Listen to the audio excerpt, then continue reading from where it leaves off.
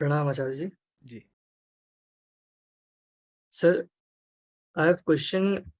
As we are getting advanced in material progress and technology, still at the same time we see there are rapid increase in suicide cases, depression, mental health issues, climate change. And I think this is due to our action coming from our natural tendencies such as greed, consumption, fear. So, sir, my question is how can we minimize this tendency in order to create a better living for ourselves? No, you don't have to criticize or minimize these tendencies per se. You have to understand these tendencies. Fear says something will be taken away from you. Huh? What is fear fearful of? Greed says, come on, go get that thing. What is it that greed actually desires? Because if fear were only with respect to one object, then fear would have been eliminated with the elimination of that particular object, but that never happens, right? Let's say you are afraid of the cat, and somebody shoos away the cat. The cat is no more there. The cat has gone. Has the fear gone? The fear is still there. After the cat, you'll be afraid of the monkey, then of something else, then. Fear continues. Let's say greed were with respect to only one object. You get that object. Has greed disappeared? No. The greed is still there. So what greed wanted has not been obtained with that object. Greed definitely wants something else. Fear definitely is apprehensive of something else. Does consumption ever satiate you fully? You want more, more, more. What does that tell you? There is something else that you want. You do not know your urge to consume, therefore you are consuming the wrong things. And when it comes to greed and consumption, you also have words like lust, like the tendency to accumulate and hoard. They all belong to the same family. Irrespective of what you consume and how much you consume, and how much you want to secure by your consumption, by hoarding or storing or securing the object of consumption, still there lingers a fear. I'll never be able to consume fully. I'm still not feeling fulfilled, irrespective of the quantum of consumption. I'm still much at the same place internally. So, we have these instincts, and those instincts are telling us something about ourselves. And that's the way of self-knowledge. How will you know yourself? There does not exist any tangible entity called I within you. Go get yourself x-rayed, dissected. You'll never be able to locate the I within you. It's not there in the heart, it's not there in the brain. Where will you find that I? And that I is all important. It exists in every bit of your existence. You cannot have a thought sense I. You cannot utter a sentence without I. Even if you do manage to construct a sentence that does not contain I, you will find you are still related to that sentence. So the I has indirectly come in. That I is ubiquitous, yet it is nowhere to be seen within you. How will you know the I? I can be known only in these tendencies. What is it that you are afraid of? What is it that you want? What is it that you have been avoiding? Why does envy arise so much with respect to that person? What is it in that person that I covet so much that I am forced to become envious. Are you getting it? So, life is the name of these tendencies. If the I, that invisible I, is not there, there is no life either. But life becomes beautiful when you know who you are. And life remains a blind rush, a series of staggering stumbles, if you do not know who you are.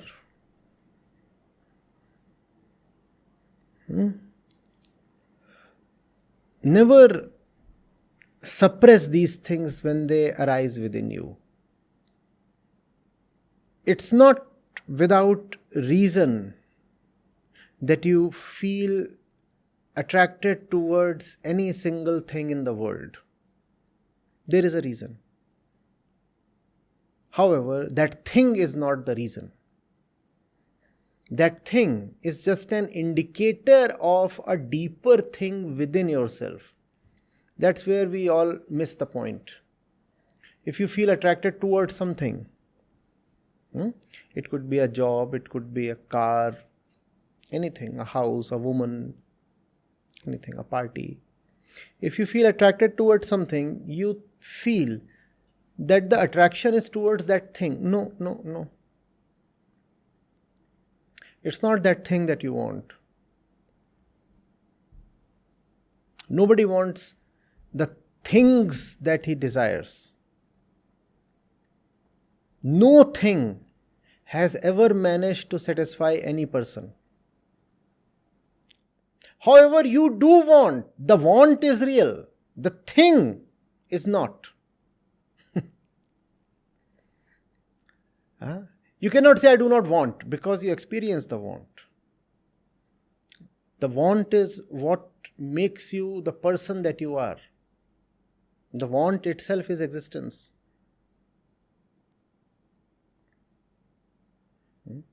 But it's not that thing. You must be thankful to the thing, for it can be the means to open your own interiors to you. If you can understand why you are attracted to that thing, you will know something about yourself. So fine, thank you. Looking at you, I realized a thing or two about myself. But it would be a mistake. Sometimes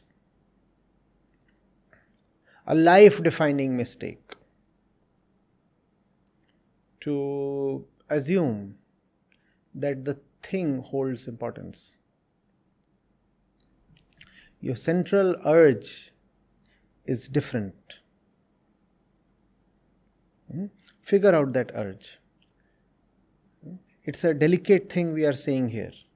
One, you cannot know your own urges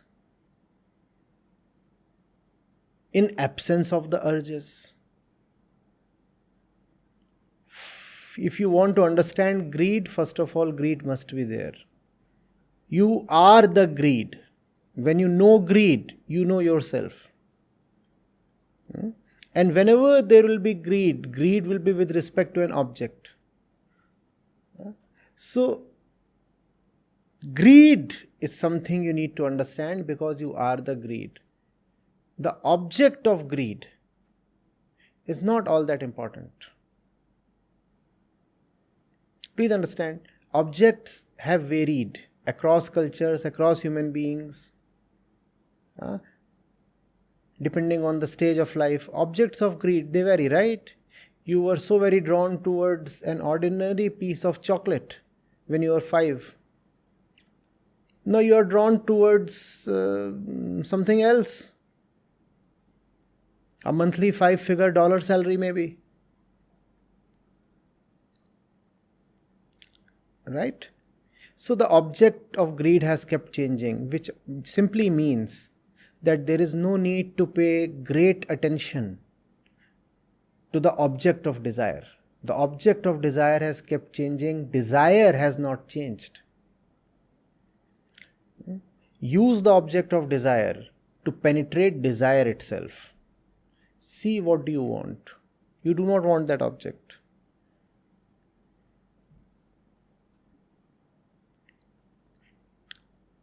When you are able to neutralize yourself with respect to an object, it's a favor to both the parties. Especially if the object is a conscious entity. You are relieved of the object and the object is spared of your desire. Both of you can then heave a sigh of relief, as they say.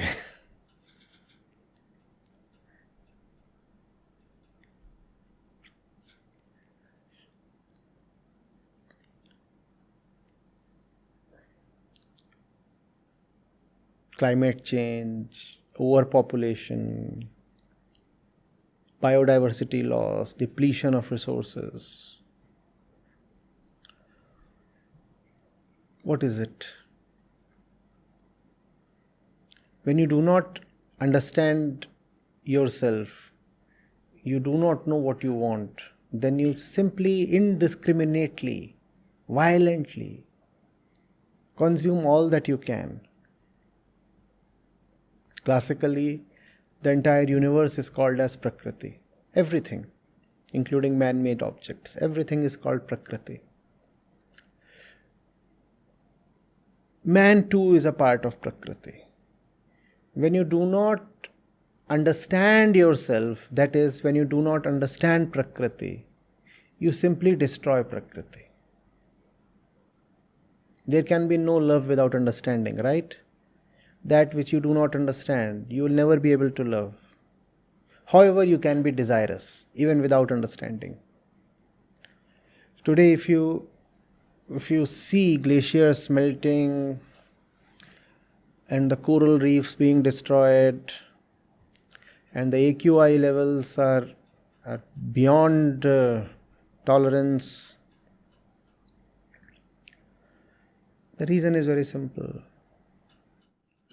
We have no self-knowledge, so we do not know this universe we are living in. I'm not talking of science, I'm talking of the relationship that we have with the universe. We do not know what is the right relationship to have with the world around us. So all we do is consumption and destruction. We have simply destroyed everything. There can be therefore no scientific or technological solution to this problem. The solution is self-awareness. Otherwise, technology will be used simply to consume. And you cannot halt the march of technology. Man is gifted with intellect, and technology will keep improving. It must. Technology is a neutral thing. There is no harm in technology per se. Technology must improve in all ways possible. The problem is in the application of technology. Because you do not know yourself, so you will use all kinds of technologies just to fulfill your blind instincts. And those instincts can never be fulfilled. So the solution to all these problems has to be spiritual. When I say spiritual, I just mean self-knowledge. No mumbo jumbo. Unless our education very wholeheartedly embraces knowledge of the self and life, there is no hope for man, for our various species, and for this planet. And let's keep aside all that nonsense of man migrating to other planets and colonizing them and starting new life altogether. All that is childish fantasy. Not that that is not possible, but that's not the solution.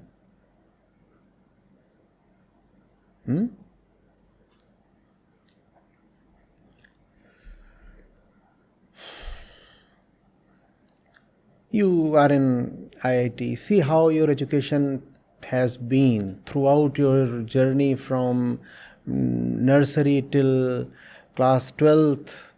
as they say, K-12, and now in your B.Tech or M.Tech program, and after that you might decide to go for a PhD. See, all the while you have just been prepared to consume. The entire focus of education has been to make you someone who will earn well.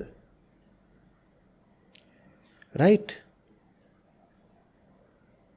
People celebrate gaining entrance into IIT not because they love knowledge, but because they know that fat packages are now guaranteed. Right? The entire emphasis has been on consumption. If you can get into IIT, you will get to consume a lot. If you can get into one of the IITs, you'll be able to bite into the big apple, the United States. Especially if you can get into computer science, you will have a fat dollar salary. And that's what is celebrated. That's what the entire preparation cycle is about, class 8th till class 12th, the entire coaching industry, everything.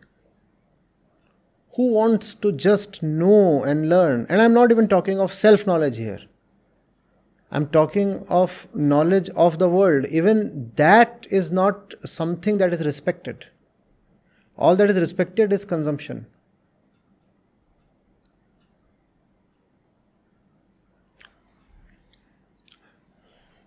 Think of Indians, and it's an interesting thing. How many people know of the IISc? And how many people know of the IITs? And when it comes to their glamour quotient, the IITs far exceed IISc in the popular imagination, in the common mind. Why? Because that science is technology. And science is pure knowledge. And technology is to be used to ingratiate your desires.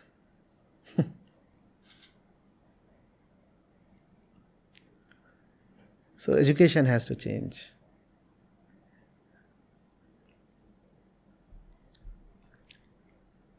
We have been very badly educated. In the inner sense, we are all illiterates.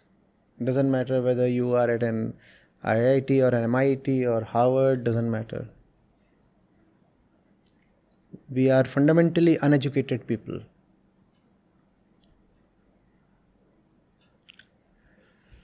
How can you call a man educated if he knows nothing about who he is in the first place? Think of it. It's amusing.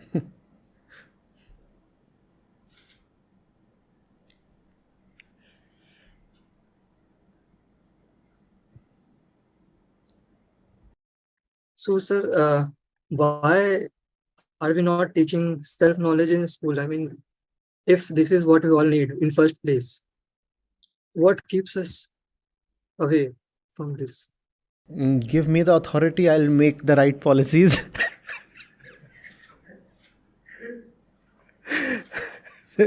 How can you answer that question? There are the policy setters, and they have been deciding the policies and the curricula, and they have not been probably very wise or insightful people. Or they have simply been responding to the demands of the society. The society says, we want first of all bread and butter, and after that we want goods of daily use, and after that we want goods of luxury, and that's what we want. We have no patience with all this self-knowledge and whatnot. We want to consume. And when we look at our peers in the West, we feel envious. How are they in the West consuming so much? Their per capita electricity consumption is so high. The number of vehicles per 1,000 members of the population is so high there. Iron ore consumption per capita is so high there. food consumption, meat consumption, dairy consumption, consumption of all imaginable goods is many, many times there. Why are we just left behind? We want to catch up. And what does catching up mean? We'll destroy the planet just as much as they do. That's what is happening.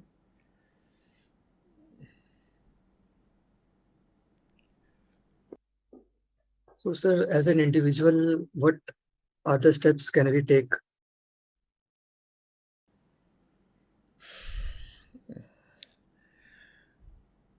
If there are kids in your vicinity, be very responsible towards them.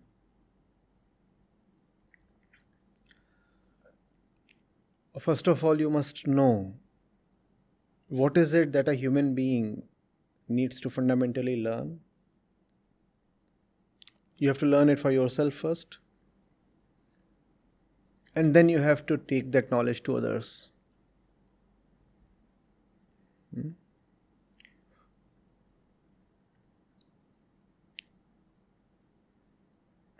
Helping others, edifying others. With self-knowledge, you realize is of much more value than just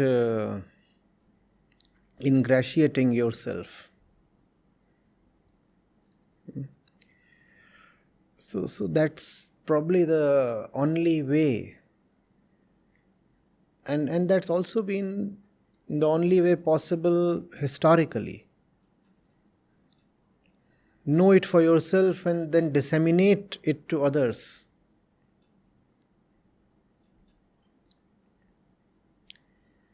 What else is possible?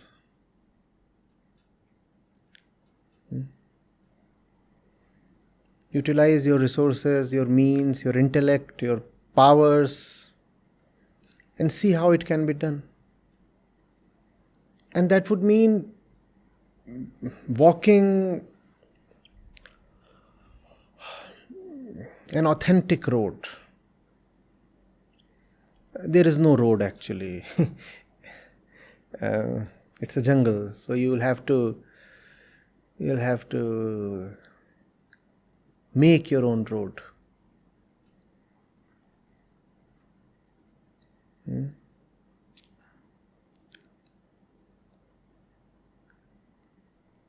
I don't know, I'm not in a position to conclusively answer this because even I am still in the process. And one then must have the faith, the love, the courage to continue to be in the process.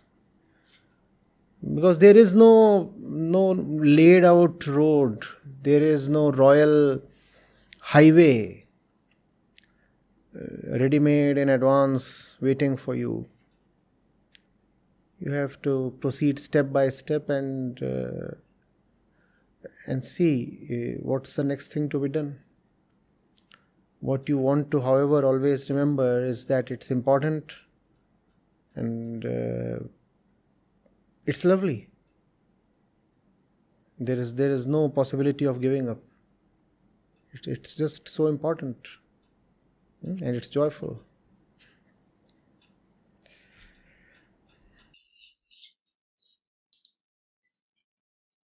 Thank you, sir.